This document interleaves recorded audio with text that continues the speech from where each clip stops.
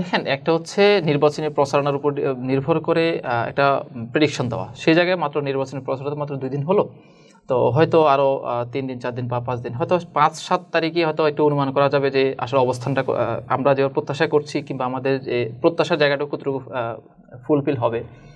তবে মানে বিগত আমাদের কার্যকলাপ এবং যদি আমার ব্যক্তিগত জায়গা থেকে আমাকে বলেন, তাহলে আমাদের যে অবস্থান এবং আমাদের যে কার্য মানে সিস্টেম, কাজের যে সিস্টেম, সেই জায়গা থেকে আমরা আশাবাদী হতেই পারি।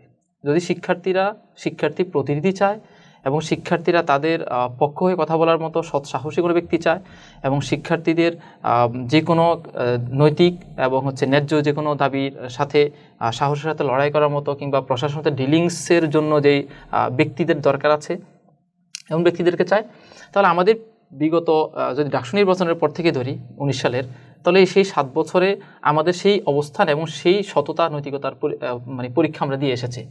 আমাদের ছাত্র আন্দোলনের যে রাজনীতি সেটা হচ্ছে সততা নৈতিকতার রাজনীতি, এবং আমরা কোনো ধরনের পেশি শক্তির বাহিরে এসে, কালো টাকার ছড়াছড়ির বাহিরে এসে একেবারে শিক্ষার্থী বান্ধব যে রাজনৈতিক ধারা, সেই ধারা আমরা চালু করতে পেরেছি। এবং এই যে ধারার যে রাজনীতি চর্চা, এটার কারণে আপনি দেখবেন যেই কোনো পক্ষ শিক্ষার্থী সে চাই সে বামধারার রাজনীতির সাথে যুক্ত থাকুক কিংবা ডানধারার রাজনীতির সাথে যুক্ত থাকুক কিংবা রাজনীতির সাথে নাই, সে যদি ইসলামী ছাত্র আন্দোলন বাংলাদেশকে পরখ করে দেখে থাকে, তাহলে সে দেখলে বলতে পারবে যে না, ইসলামী ছাত্র আন্দোলন বাংলাদেশে যদি কেউ নির্বাচিত হতে পারে, অন্তত আমাদের বিপক্ষে, মানে আমাদের স্বার্থ বিরোধী কোনো কাজ করবে না। সেই ভরসাটা আমরা অর্জন করতে পেরেছি। তো সেই জায়গা থেকে আমরা আশাবাদী। আর এখন নির্বাচনী প্রচারণায় আমাদের আরও যত বেশি রিচ করতে পারবো মানুষের কাছে, তাহলে সেখানে আমাদের বিজয়ের সম্ভাবনা আরও বাড়বে ইনশাআল্লাহ। আপনারা কেন মনে করছেন যে শিক্ষার্থীরা আপনাদেরকে ভোট দিবে? এখানে বিভিন্ন প্যানেল আছে যারা বড় বড়, যাদের এখানে ছাত্রদল, এনসিপি, শিবির, এরা এই মুহূর্তে অনেক বড় অর্গানাইজেশন, এটা অস্বীকার করবার কোনো কারণ নেই।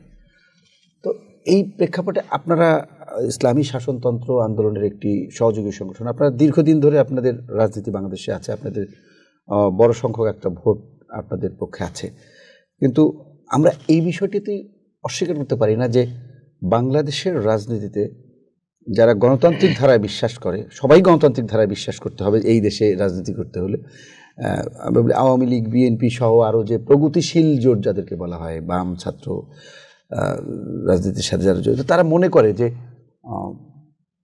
ইসলামী ধারার রাজনীতি যারা করে তারা প্রগতিশীল নয়, তারা মুক্ত চিন্তার নয়। এই যে একটা চিন্তাধারা থাকে, এবং এটি আসলে সাধারণ শিক্ষার্থীদের মধ্যেও অধিকাংশের মধ্যে এই ধারণাটা আছে। এই ধরনের একটা প্রেক্ষাপটে আপনাদের কি এই নির্বাচনে ঢাকা বিশ্ববিদ্যালয়ের মতো একটা জায়গায় আপনাদের জন্য বড় চ্যালেঞ্জ কিনা?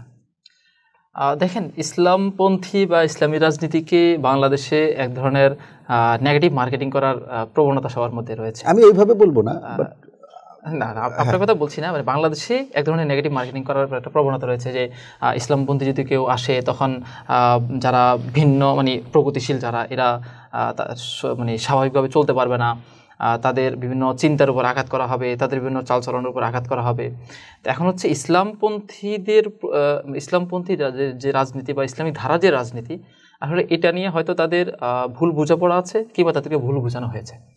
আমরা বিগত ইসলামী আন্দোলন বাংলাদেশে যদি কথা বলি, তাহলে আমরা বিগত 35 বছর শুধু ইসলামী ছাত্র আন্দোলন না, শিবির বলেন, ইসলামী ছাত্র আন্দোলন বলেন, আরও যেসব ইসলামী ধারার ছাত্র রাজনৈতিক মানে সংগঠন আছে, প্রত্যেকের জন্য বলছি যে মানে ইসলামপন্থীদেরকে সহজভাবে, মানে ইসলামপন্থী যারা রাজনীতি করে, তো সেই ইসলামপন্থীদেরকে নিয়ে যে মানে ভুল বোঝাপড়া আছে কিংবা ভুল বোঝানো হচ্ছে, তো সেই জায়গা থেকে যদি কেউ ইসলামী আন্দোলন বাংলাদেশকে যদি মানে পড়তে চায় বা পড়ে, তাহলে তারা এই ভুলটা মানে তাদের অবশ্যই ভাঙবে।